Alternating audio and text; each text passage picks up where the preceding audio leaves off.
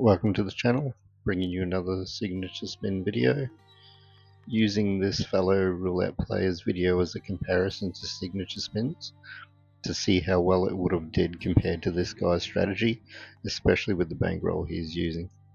This is just a simple diagram that you can refer back to on how I pick my initial left and right rotational spin pocket spaces if you end up missing it throughout the video. Apologies just in advance. I think the mic is busted. There's a little bit of background noise. So the first step, we would need to gather the data. We need to know the starting point, which in this case, if you can see on the wheel, it is 14. Then we would have to know the direction and the croupier is spinning. That being the left on starting point 14. These croupiers alternate from left to right every spin. On the right hand side of the screen you will see starting point pocket 14. This being a pre-made video, I have displayed all the numbers that will come out so that it's easier to follow along with the video demonstration and to get a general idea of how the strategy works and how many times it hits or how many times it misses. Gathering the data for the first spin, we know it's a left spin and the starting pocket 14. I wait for the ball to land into a pocket, that being number 1.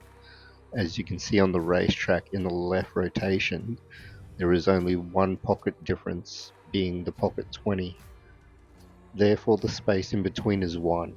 I input that up onto the top right display, now just needing the data for the right rotational spin. Starting point being pocket 1. We ahead of time already know that it'll be a right spin.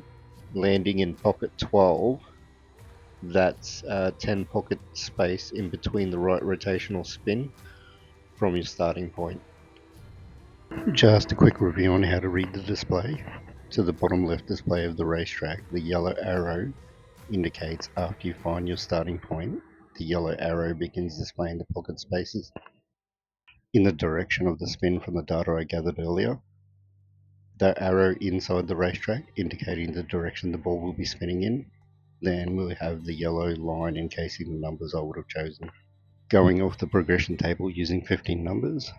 Then we have a blue square on the racetrack, being this a pre-made video. That will be the pocket the ball ultimately stops in for that spin. When making a bet, when you know the croupier is going to do a left spin, you will use the data used earlier, that being the number 1 pocket space. When making a bet, when you know the croupier is going to do a left spin, you will use the data used earlier, that being 1 pocket space from your starting point, and then you add your numbers depending on your progression. And for the right spin, it will be 10 pocket spaces from your starting point, then adding your bets. Using only single numbers for this demonstration, you can use a different progression system if you wish. I am displaying only 5 game progressions. Take note that patterns can change at times. You can train yourself to see patterns changing in real time using a few handy methods.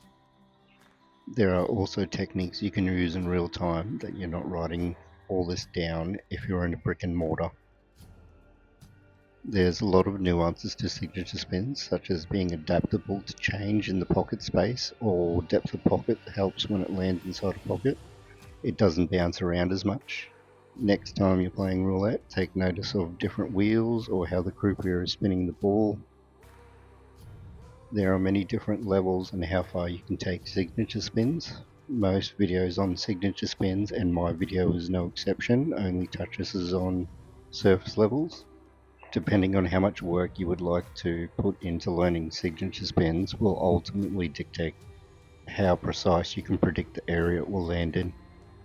I do have a course or open to teaching the skills needed to take it further.